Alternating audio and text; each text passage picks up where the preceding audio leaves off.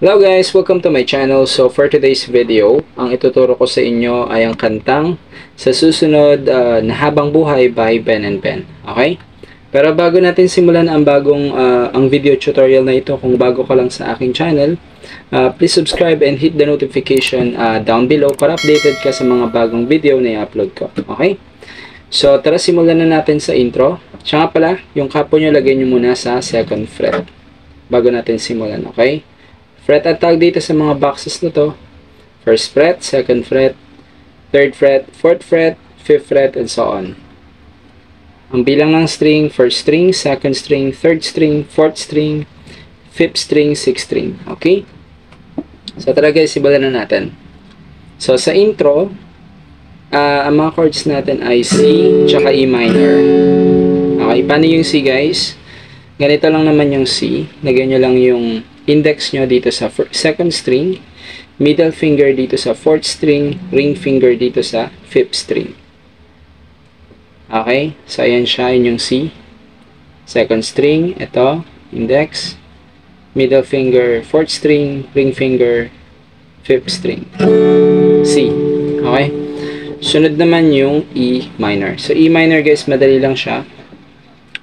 Middle finger nyo dito sa 5th string, ring finger nyo dito sa 4th string. Ayan, E minor. Okay. So, ang strumming pattern natin sa buong kanta guys ay down, up, down, down, up, down, down. Tapos lipat kayo sa sunod na chord. Okay? Again, down, tapos sunod up, down, down. Isa pang up, down, down. Okay?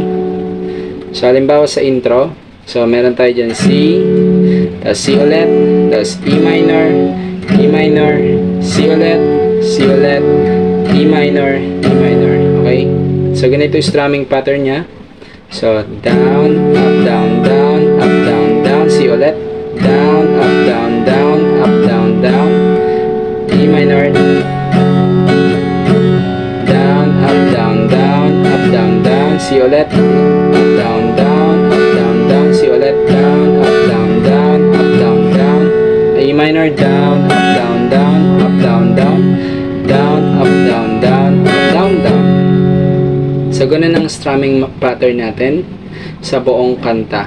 Okay? So, again, it's down, up, down, down, up, down, down, tapos lipat ka sa sunod na chord. Okay? So, ganun lang siya yung strumming pattern natin.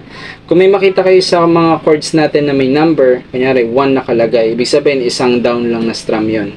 Isang down, ganyan. Okay? Mamaya makita nyo yun. Basta may number, nilagyan ko ng number, mamaya makita nyo siya. Okay?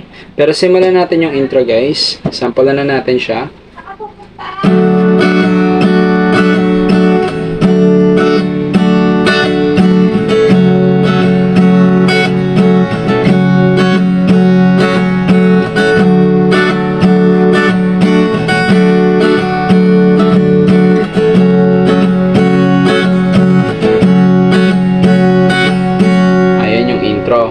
Sunod, pasok na tayo sa verse.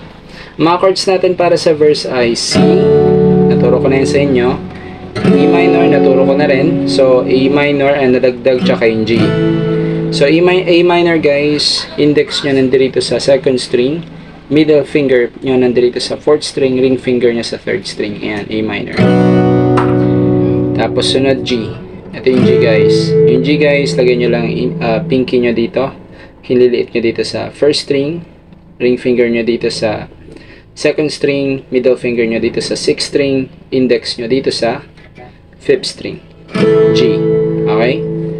So, yun yung G. So, yun yung mga chords natin. Again, C, E minor, A minor, at G. 2 times mo siyang gagawin para sa verse. So, tara, simulan na natin guys. Kaya, kantahin na natin siya guys. So, kaya naman nakayanan kahit pa na hihirapan, kahit lungkot dumaraan, pag natuyo na ang luha. Ayun yung ating So, yun yung chords natin para sa verse. Sa verse 1. So, after nyan, pre-chorus ka na. So, sa pre-chorus, guys, chords natin dyan is C add 9. Tapos, G. Naturo ko na sa inyo yung G. Yung C add 9, parang ano lang dyan siya. Parang G. Diba ito? Andito yan. Itong dalawa. Index mo, tsaka pinky baba, at tsaka middle baba mo lang siya dito. Huwag mo nang aalisin to. So, ayan. Punta mo lang dito. C add 9 na yan. So, C add 9. Pinky mo dito. Ring finger mo dito sa second string. Ito, first string. Ito, middle finger mo sa fifth string. Ring finger mo sa fourth string. Ayan. Ayan. Para mo siyang binaba na G. Okay? Ayan yung C add 9. So, yung mga chords natin para sa pre-chorus. So, 5 times mong gagawin tong C add 9. Pag nagawa mo siya ng 5 times, isang bagsak na G. So, yun yung kinutukoy ko kaganina. Yung mga chords na may number. So, pag nakalagay number 1, so, nakikita nyo sa G, isang bagsak lang na down yan, ibig sabihin. Okay? Isang ganun. Okay? So, tara simulan na natin yung ating pre-chorus game. Parang nahipan ang iyong kandila. Wait lang. Init ay wala. Tapos isang bagsak na G. Okay? So, after nun guys, punta na tayo sa chorus. So, ang mga chords natin para sa chorus ay C. Naturo ko na yun sa inyo. Tapos, E minor. Naturo ko na rin yun sa inyo, E minor. Tapos, sunod, A minor. Naturo ko na rin. C add 9. Naturo ko na rin sa inyo yan. G. Naturo ko na rin sa inyo yan. Tsaka A minor. So, yun yung mga chords natin para sa chorus. So, kita nyo, dalawang ulit yung C, C ulit, tapos E minor ulit, A minor ulit, C add 9 ulit, G, isang G, tapos isang E minor. Okay? So, kantahan na kagad natin yung ating chorus. Hindi ba pangako nung una, tiwala'y ingatan, baka naman sa susunod na habang buhay. Tapos, after mo magawa yung chorus, papasok na interlude. So, interlude guys, ang mga chords natin para sa interlude ay C, duro ko na yan, tapos C ulit, tapos E minor, tapos E minor ulit. Okay? So, yung interlude ganito.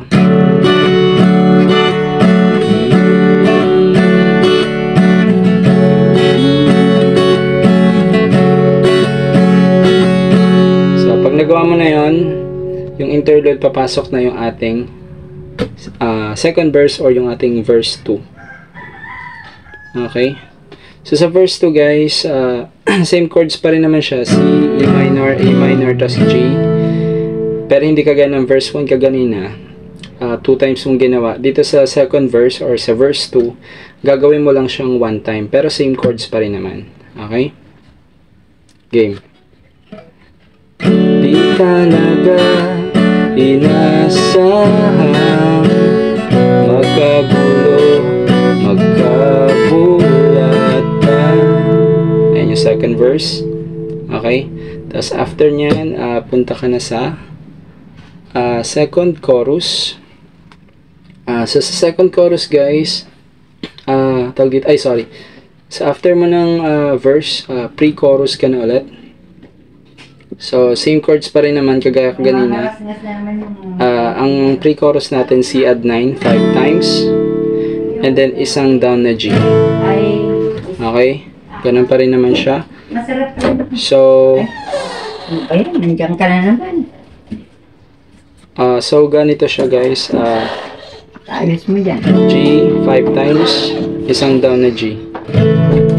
Okay? Sa game.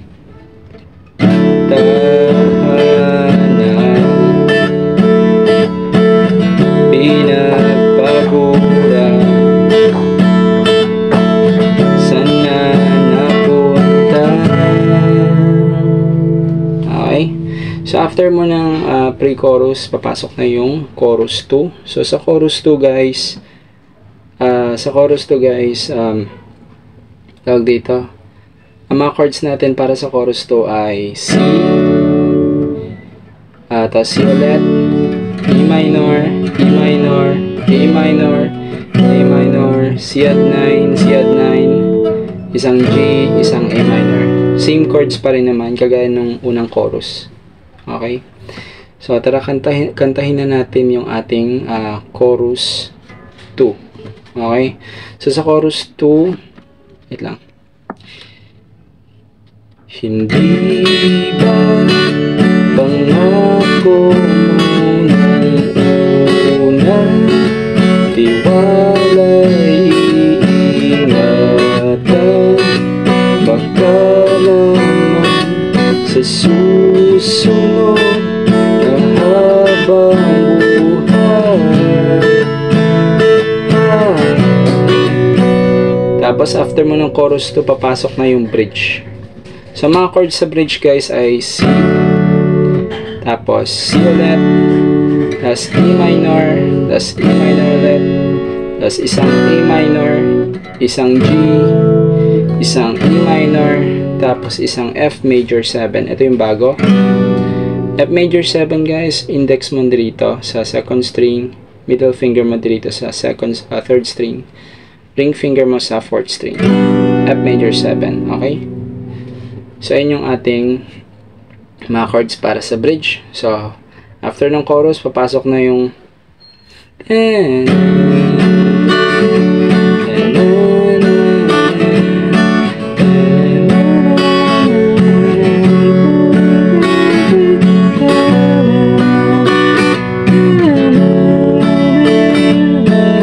ay, sorry. Ulit.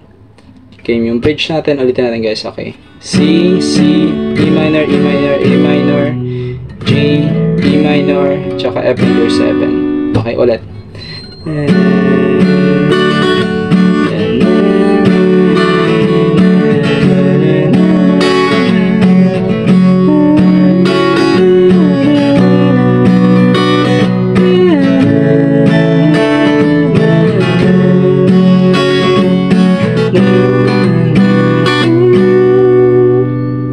Ayun yung ating bridge.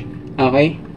After mo ng bridge, chorus 3 ka na, or third chorus. So, para sa third chorus, guys, ang mga chords natin ay C, C ulit, E minor, E minor, A minor, A minor, C add 9, C add 9, tapos G, tapos D. Okay? So, yun yung mga chords natin para sa third chorus. Okay, sa game. Hindi pa. Ayun, D pala, hindi ko pa natuturo sa inyo. So, yung D, ayun lang na may nadagdag na chords natin, D sa chorus. Yung D, guys, ito, middle finger nyo dito sa first string. Index nyo dito sa third string, ring finger nyo sa second string. Ayun yung D. Okay? Alright, so tara simulan na natin yung ating third chorus or chorus 3. Game. Hindi ka pangako mo nung una, iwala'y ingatan, baka naman sa susunod na habang buhay.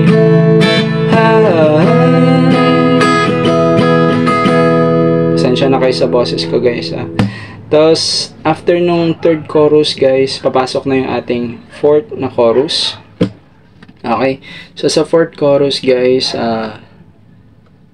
medyo konting pagkakaiba lang naman. So, C, tapos C ulit, E minor, tapos E minor, tapos A minor, tapos A minor ulit, tapos C add 9, tapos C add 9 ulit, isang G, isang A minor, isang D. Ayan yung mga chords natin sa chorus 4.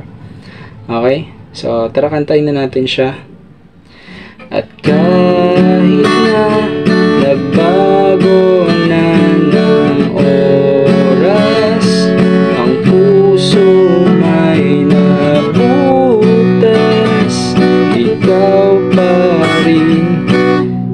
sa susunod na habang buhay.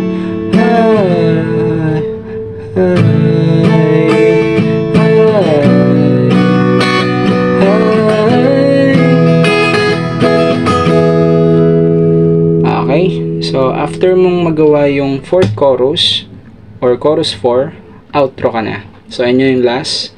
So sa outro guys, ang mga chords natin ay C, E minor, A minor, C at 9, G, tsaka A minor. Okay, so bali yung mga chords na yun guys, tigi isang strum lang sila, kaya nilagyan ko siya ng number 1 kada chord. So tigi isang strum lang sila, isang down, puro tigi isang down lang siya. Okay, game. Ikaw pa rin ang pipiliin kong mahalin sa susunod na habang buhay. Okay, so ganun lang siya kadali guys. Sana nagustuhan nyo tong video na ito, at kung nagustuhan nyo guys, please like and share na rin. And kita-kits na lang ulit tayo sa susunod na video na i-upload ko. Bye guys!